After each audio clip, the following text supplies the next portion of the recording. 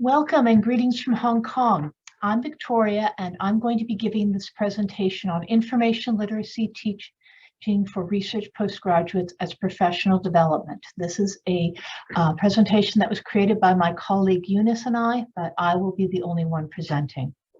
Now, this is going to be a little bit of an information dump, so I want you to see the outline of where we're going. The other thing I really want to make sure you understand is that this is mainly going to be talking about the programmatic and managerial aspects of information literacy teaching for research postgraduates as professional development. We're not going to talk much about content or pedagogy here.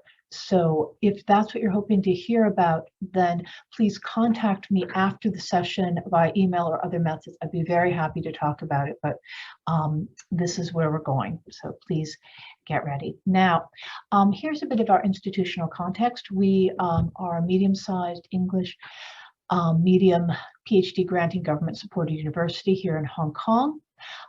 We have over 16,000 students. About well over 30% of them are PGs. We are a young university, but also have done quite well in a lot of rankings. We have a lot of recognition, and so our institution is quite pleased with that, and so am I, that we could contribute to it. Okay, so a bit about our demographics. Who are we teaching? Now, research postgraduates, that's what we call our MPhil and PhD students, those who are required to write a thesis and do original research in order to get their degree. Only about 40% of our PGs are research postgraduates, but still it's a significant number. Now, where do they come from? Mostly mainland China, with about 25% from Hong Kong and other parts of Asia, very, very small amounts from elsewhere in the world. Now, therefore, as I'm speaking, please understand the demographic that I'm talking about, who we're working with, and hopefully if some of your students have similar demographics, this might be useful for you, or if they have a similar background. Now, what's the problem? The problem is there's a gap between what the professors and supervisors of the MPhil students want and what they are capable of when they enter. They want them to know how to do a literature review, handle data well, and write and publish. That's what they expect the students. But the students lack these skills. Very often in their undergraduate education, they had no chance to do independent research. They didn't do much with data. Maybe they didn't even do that much writing. Maybe it was mostly examination-based work. And most of them have never published in their life. Now, professional development programs for PGs is an increasingly common solution for these sorts of gaps. It's not unique to Hong Kong. Now, many are modeled on professional development in accrediting bodies. So University of Waterloo, Imperial College, Columbia, those also have a somewhat similar program to what I'm describing here. So please know, I'm not trying to say we're unique or special or brand new, but just speaking of our experience to help you learn more about what we've done as another example. Now, so our solution again was structured and integrated. It is required that RPGs have to complete this professional development program, a certain number of hours, some classes required, before they can get their degree, before they get their PhD or MPhil. It's integrated across the university, not just us. It's coordinated by the Folkington Graduate School, formerly known as the Office for Postgraduate Studies. So why I think it worked at UST pretty well is because most of our students are engineers, scientists, business people, entrepreneurs, or they hope to be, okay? And it's framing information literacy as a skill, habit, professional ability. This really spoke to our institutional culture. So if you also have somewhat similar schools or even universities, then this might be a good fit. Okay, now I'm into the history and development. Now, it started in 2011 when an associate VP for PG studies got some funding to enhance PG education, RPG education. Academic support units, including the library, as well as Center for Education Innovation, etc., were invited to submit proposals. Okay, now it's interesting. We in the library only heard about it around the second meeting that this was happening. So even though we came late to the party, it was still very useful. So lessons learned, funding is vital. If the VP had not had that funding, that we wouldn't have kickstarted. So that's really good. So if the funding exists, then you can think, hey, how can we spend it in a useful way to do this? Now, if there's no such programs at your institution, you could let the powers that be know about it, and maybe in a future grant cycle, a proposition could be made. Keep alert. Maybe something like that's going on at your institution. Okay. Initially, we had a proposal for 4 workshops, and you can see the list there. And when we joined the ad hoc group further in 2012, we narrowed it down to pilot 2 workshops. Lesson learned, try, make a proposal, and if it's accepted, well, then you have to do it, but that's okay. Join the groups, be flexible. As I already said, we proposed 4, got 2. That's still a win in my book. Now, okay, so then how do we enhance it? We needed to enhance content. We wanted to make sure it was good. So we recruited an engineering PhD student as an instructional intern. And by that person analyzed the research needs. They assisted us in preparing some of our content. They gave us advice on how we could promote our resources and consultations. We also attended focus group meetings that were led by the School of Engineering, where we also heard from PG students. We also worked with the chair of physics, who was coordinating the School of Sciences PDEP course, their structure. So that way we heard from the students what they want, what they need, what they perceive they want to need.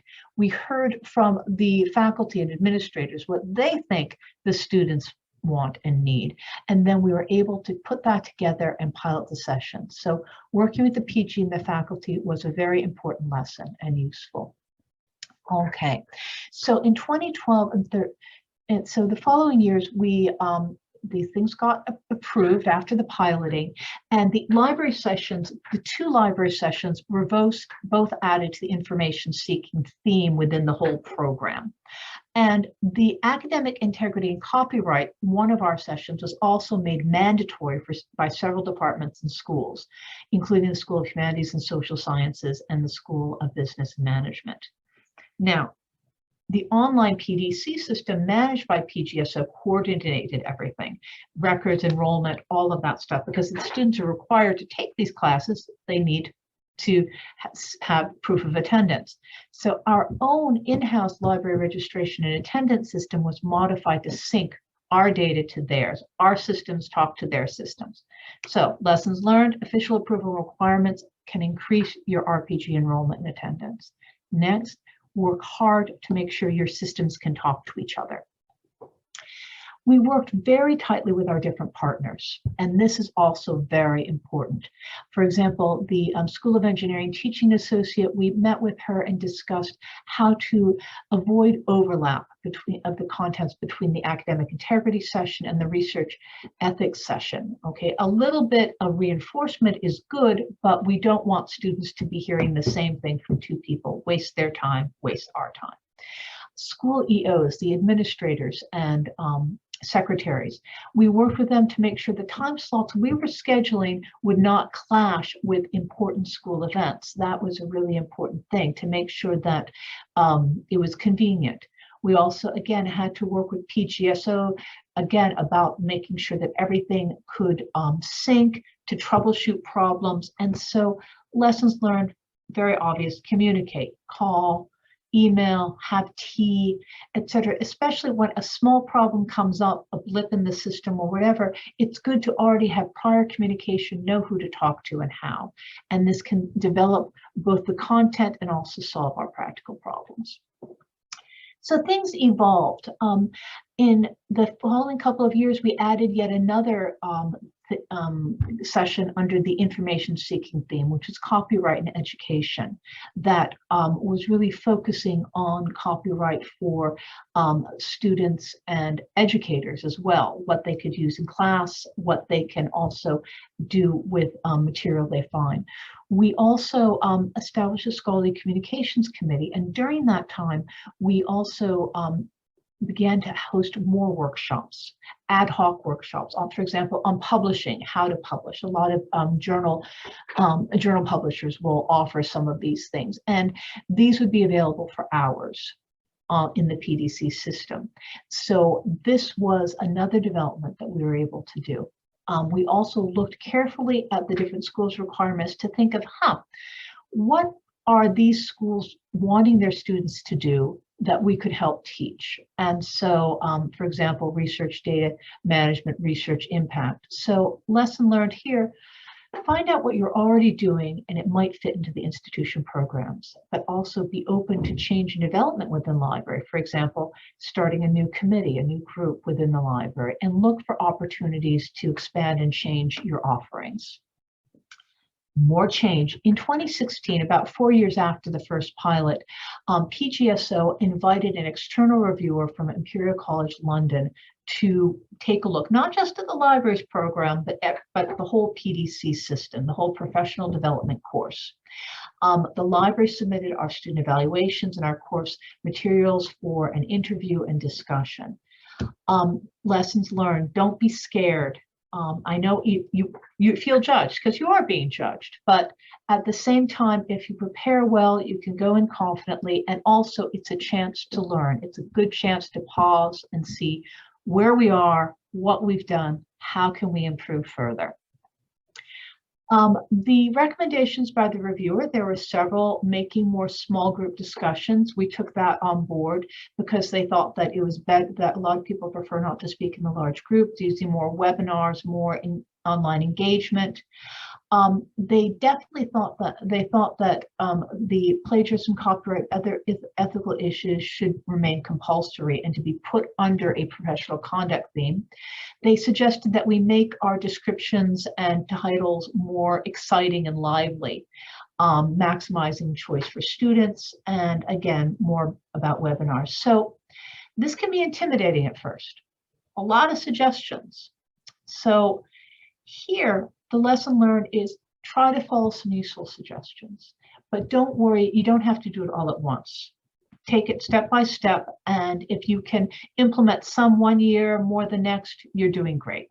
Okay, we did more in the following years. They then reshaped it in 2017 after the review.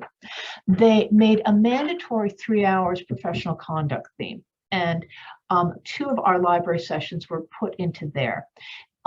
Eligible. We weren't the only ones in professional conduct, obviously. Then there was 12 hours of elected activities under 5 themes, and the libraries, some of the libraries' themes went into research competency. So our lesson learned is the structure, institutional structures will always change, so work to fit your offerings into the new structure. Change is a constant.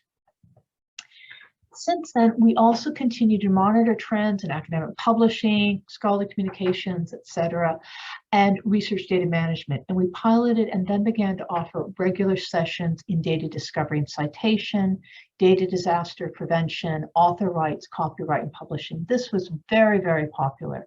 Well, all of them are popular, but this one especially, where we're teaching students who are getting ready to publish about copyright transfer agreements, open access, etc. So keep up with the changes in scholarship and university research and teaching. Keep up with new areas. I mean, this is something, it's a basic, but always need to do.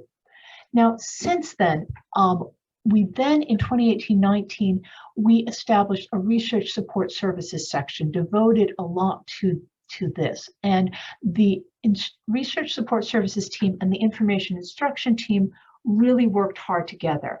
And one of the things that we were doing was we were redeploying staff and hiring new staff to be in research support services as new staff lines opened. So, and then you can see we really expanded quite a bit. So more classes and attendees mean, as our lesson learned, that university management, we can convince university management to support changes in the library and retain or increase staffing in this new area. So this is an important lesson learned. And so here, as you can see, the sessions, the attendance have really, really increased over the years. And here you can see the time at which things happened. Now, I also have to be honest and say a lot of the growth we saw in 2020-21 was based on a lot more Zoom sessions where previously we were somewhat limited by venue in terms of the number of students who could attend sessions, but via Zoom we were able to accommodate a lot more.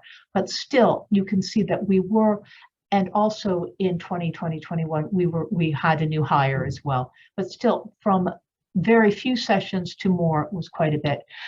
I'm almost out of time. Awareness, just to recap, here you can read these things. Here's our most important tips. I had created a list of helpful readings if you're interested. And I thank you very much for your time and having come here, and I hope that we can have an interesting Q&A. Thank you very much. Bye-bye.